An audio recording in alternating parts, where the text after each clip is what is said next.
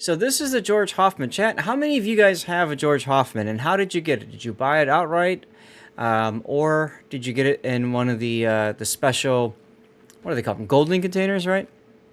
How'd you get her if you got her? She's basically the tier 9. I'm trying to remember, Frederick Schultz, I think is the name. It's the tier 9 brought up to tier 10 with a couple of extra goodies. Mostly going to be the Hydro. Got her in a gold box. There you go. It's going to be from the Hydro, but it's also going to be her main battery. So she inherits the, what is it, the damage or the penetration bonuses from Elbing. I can't remember exactly which of those it is.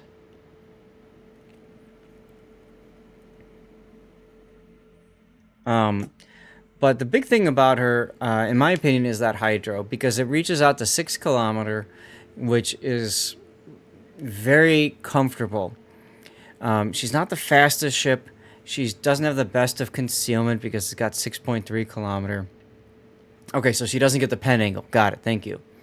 But otherwise, yeah, it's very comfortable because it's got the similar kind of Elbing ballistics and guns and stuff.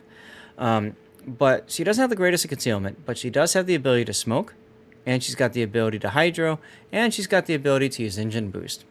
When I've played Hoffmann, I actually played her in ranked, and I was laughing maniacally because I was able to chase down ships that were playing way too close, and you know, like they think they can do it because of concealment, and then I pop my Hydro. This is the thing that a lot of people don't realize with the Hoffmann. Her concealment is 6.37, so if you're charging into something, and the enemy destroyer face spots you, right, as you're going towards them, as they turn, by the time they've made their turn about here, your Hydro should pick them up. So they aren't, you know, their concealment of 5.4 whatever kilometer doesn't matter anymore because your Hydro picks them up. And then what you do is you hit your engine boost, and you just charge at them, and they literally can't escape. And you laugh as your teammate shoots them, hopefully. You shoot them at least with your bow gun. Because it's a Frederick Schultz hull, she's got 2 turrets that are facing forward, but the second turret is behind the superstructure, so you can't fire directly forward. You might need to wiggle a little bit so that, you know, your second turret clears the superstructure. So you have to be careful of that because the enemy might be able to escape. But she's a very, very fun boat. Very worth picking up if you don't have her yet. What's up, OT? So let's see. And I think the steel wheel event is still going on, right? But for like less than a week or something. So not a lot of opportunity to get her. Wargaming has not announced if and when and how the Hoffmann and the Prince Van Oranje will return to the game. Archerfish and Chinano will stay in the armory. You just won't be able to get them for the bundle right now, so you'll be able to use the coupon on them. But anyways, so let's take a look at how Casualty Drinker has set up his Hoffmann. He's got main armaments mod 1 to start, Hydro modification, aiming systems, propulsion, concealment, and finally main battery mod 3 for reload. Absolutely a good way to play it. An alternative in slot 2 would be to pick up the engine boost instead of the Hydro. The Hydro lasts a decent chunk of time. Let's see, almost 3 minutes with the module. Let's turn the module off for a second, and you're at just under 2 minutes. The reason why I'm suggesting the engine boost is for the use case I was just talking about a minute ago of chasing somebody down. That being said, you can see the action time is 180 seconds. So yeah, I think Hydro is probably the better choice. I'd leave the Hydro on. Aiming systems is fine. Propulsion's fine. Everything else here is good. This is a standard captain. Jutland doesn't help. Lutyens does, though, and this is a premium ship. The thing is, Lutyens, this build is going to be different than how you would probably build pretty much any other destroyer, especially a premium destroyer. So you probably don't want to put Lutyens on, and so standard is fine.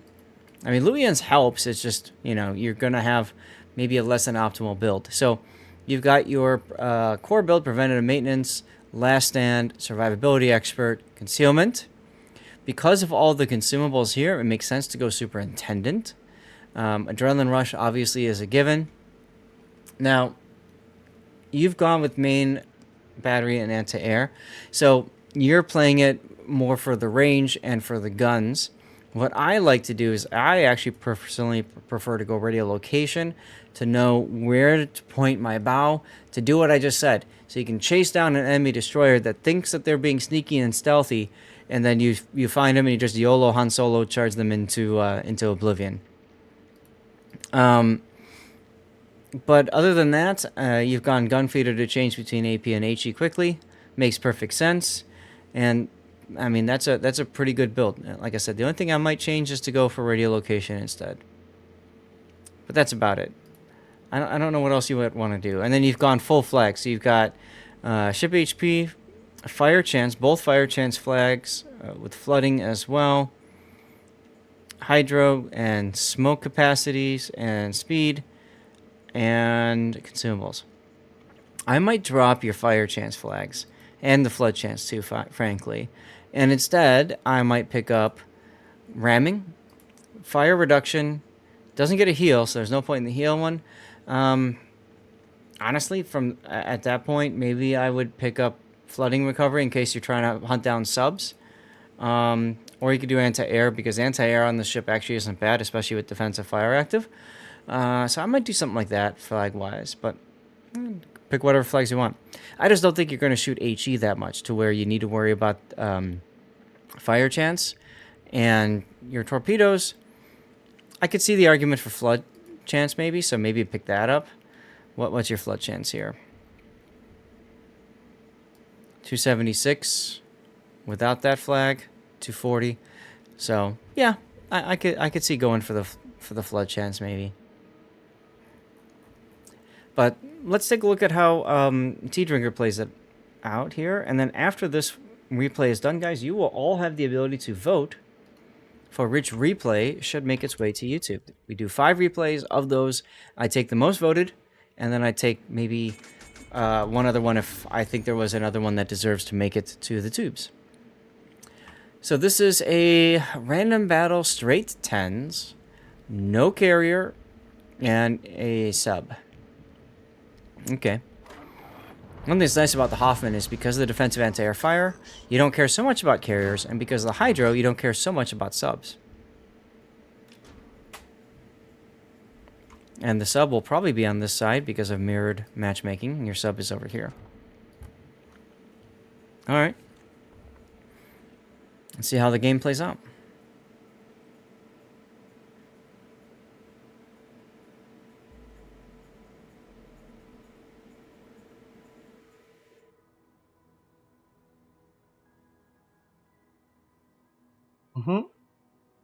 Pick number 3, my lord. That reminds me, I haven't played Mandalords in a long time. Maybe I'll do that tomorrow night. And if so, I'll keep your Villager Redemption 2-3PO. If I play Mandalords tomorrow night, then we'll name a villager after you, okay? You may call me Uthred, son of Uthred.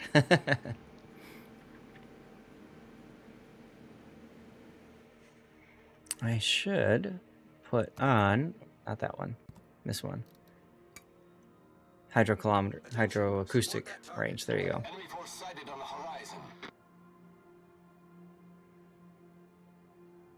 So Tea Drinker is going to a spot north of A. He wants to basically surprise a destroyer that goes in, right?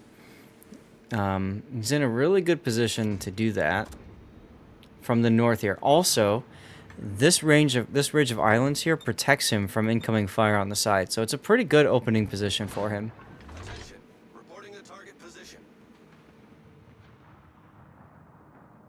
And you're on Hydro. Now here you could just Hydro back, because, you know, oh look, it's the sub. So in this case, you got a Hoffmann that thought the exact same thing you did, which is unfortunate.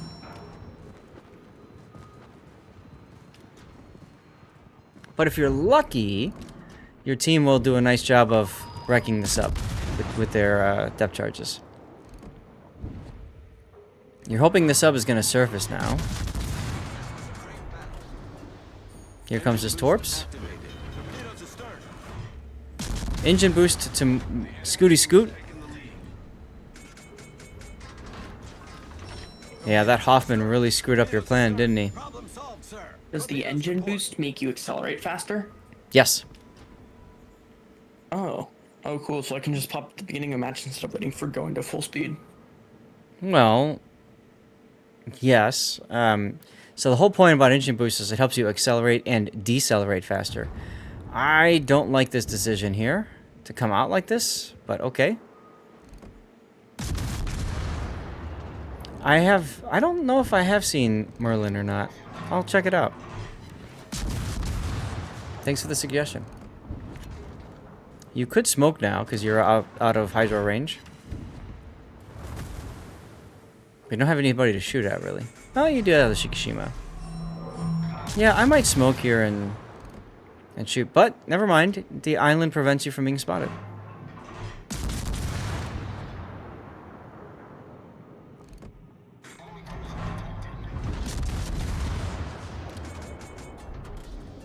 Smoke generator started. And there's a smoke. Martin Short's in it? Okay. You haven't played it yet? Jake, it's fun. It's just it's a bit on the nuanced side of things. Elbing better overall? Yes and no. The thing I like about the Hoffman is the flexibility that you get from the hydro. I think you really do get a lot of use out of that hydro.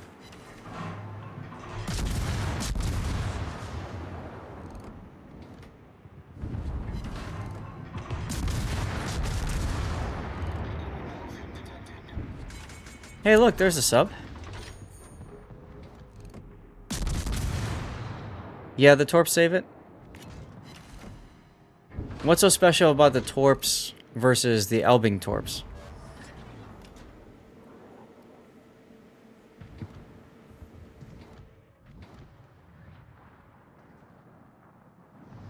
Is that a dead Napoli? It's a dead Napoli. 4 hits. Okay. So its reload is as fast as Z-52. Got it. As more ships come out, it's more and more difficult to keep track of everything. And oh look, your Junon just got death struck. Rip. Torpedoes dead ahead. Oh hey, you found the sub.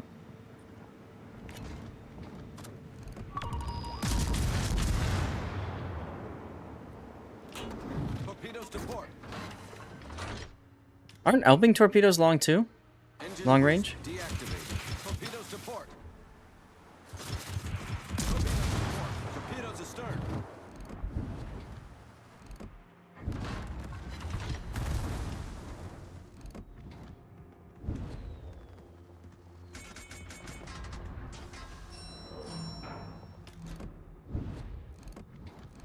Oh. What the heck? I guess he wasn't expecting you to come around the island like that.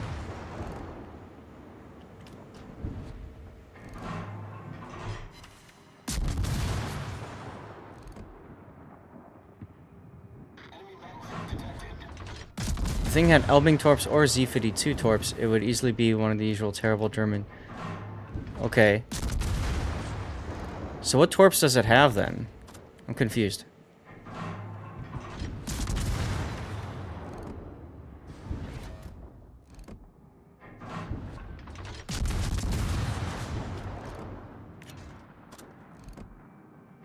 Your hydro's available. You might want to consider popping it. The Gato died, never mind. All stations.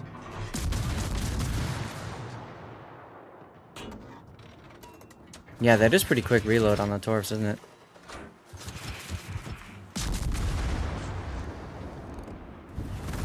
Oof, hi Shikishima.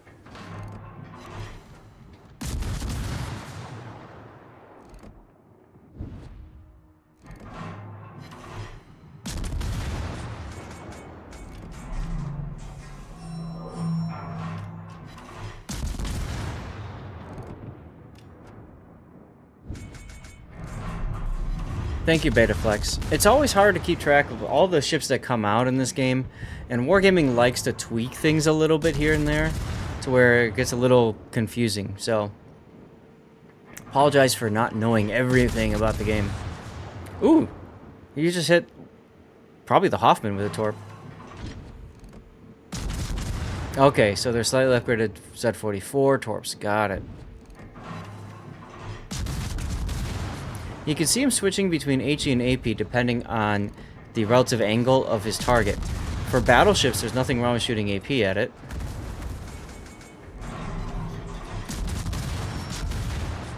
Smoke generator started.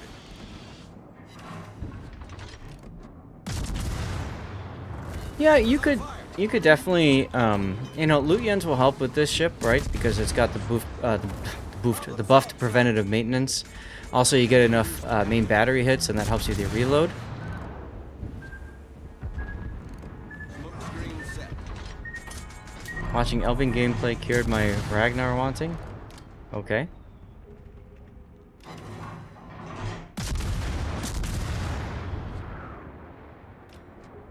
And there goes the Shiki. Good game, everyone.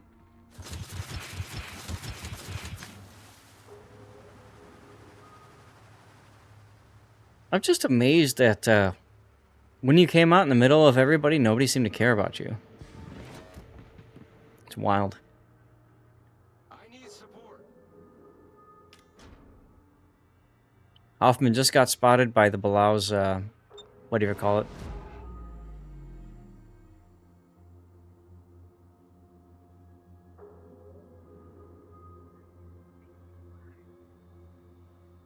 Torpedoes, dead ahead.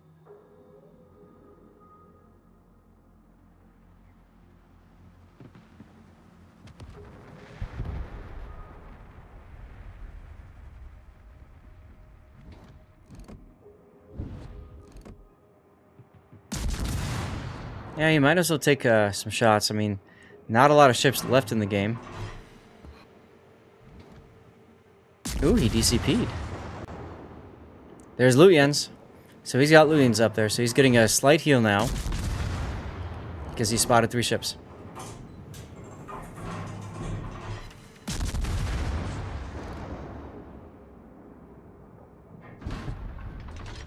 And Balau got himself...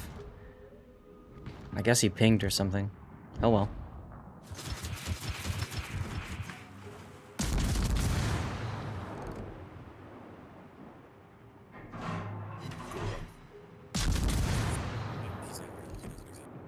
Pretty healthy Sevastopol that you can play with. A little bit less healthy now.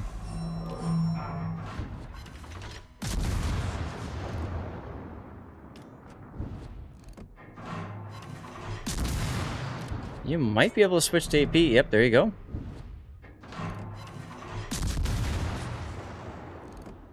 So once again, using the island as a way to block line of sight. And he was reversing so he can keep that shot on. Now that the Sevastopol's moving forward, he can just start moving forward to stay behind the island, or he could smoke himself.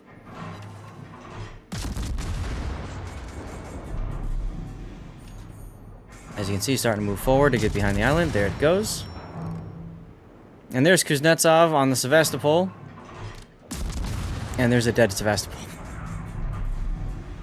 Sevastopol is, in my opinion, one of the worst ships in the game.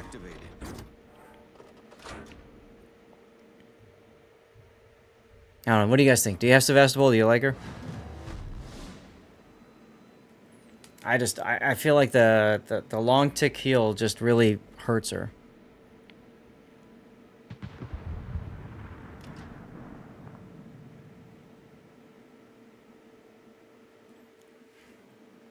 Yeah, exactly, Jake. I wouldn't be like, oh boy, I got a Sevastopol. I'd be like, ah, crap, this thing. You tried award, yes. For snowflakes, yep.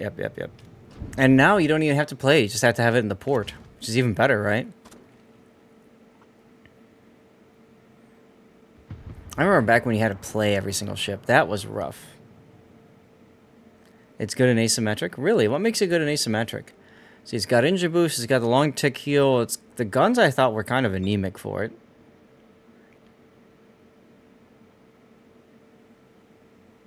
Yeah, I agree with you. They are beta flex, yeah. Anyway, 2 ships left, a Cecilia and a Montana. Commercial break is on progress.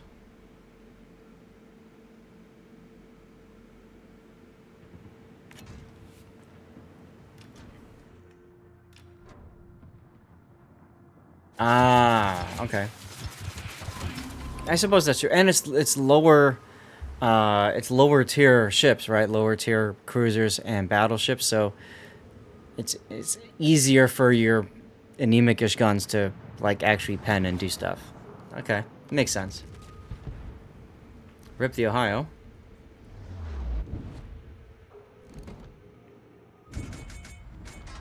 You can smoke here. Smoke generator started. Yep.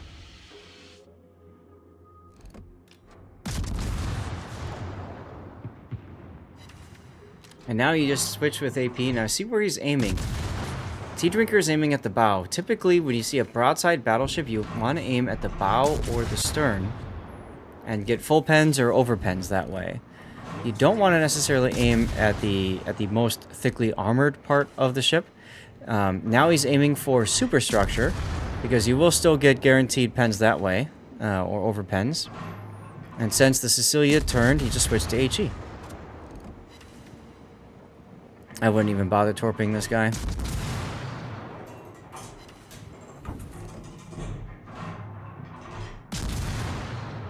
And dead Cecilia. I might at this point use my engine boost just so I can turn around quicker, get to the other side of B quicker, and maybe get this kill on the Montana, but honestly, he's probably dead anyway. Very nice game, dude. 215,000 damage. 2 kill. 1 full base cap. Would have been 2 if that guy would have lived a little bit longer.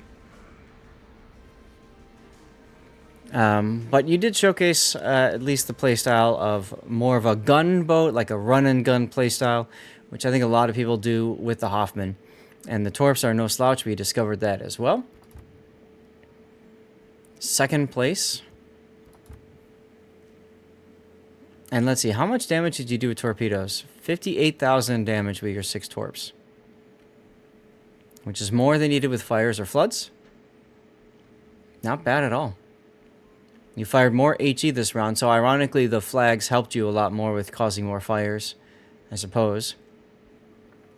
So there's your torpedoes on the Napoli. Cecilia, you killed as well. Kremlin. Oof. Kremlin, you just worked down a bit. Shikishima, same as well. Poor Sevastopol. Poor Sevastopol. And that enemy Hoffmann, man, this guy was the thorn in your side the entire game, wasn't he? That was just rough. And then there's that poor Gato. Oh well. So let's put the replay render up. And chat, if you guys could think of any titles for this game, should it make its way to YouTube, please share what you think. Meantime, I'm going to start building up the poll here. And then we'll have a good solid couple hours to play some games. Stream Raiders demands my attention.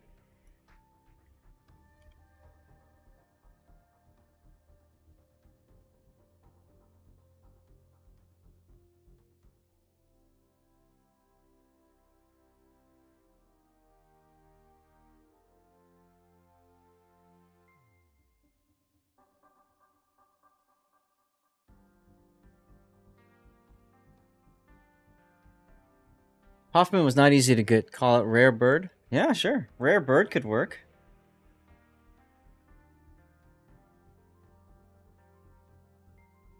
Animosity, how you doing? Welcome on in. Happy Sunday to you, sir. Or ma'am, depending on your pronouns. Alright, we're going to try this again. Another fail. Loyalty Super Boss chest over on Stream Raiders. Oh, it's Monday. Ah, you're an Aussie, huh? Can I place Amazons yet? I can.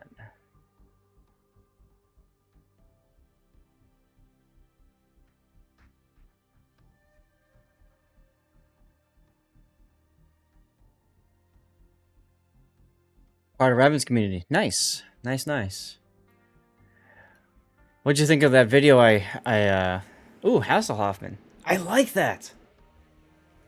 What'd you think of that video that I recorded for him? Did you like it? I mean... I wasn't, We worked out the... worked out the, script together.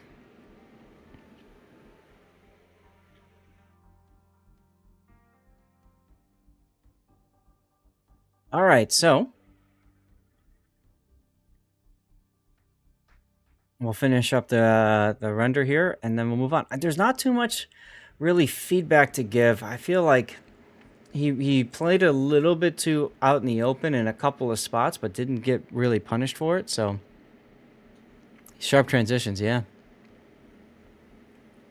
Whirlwind, this often happens to me.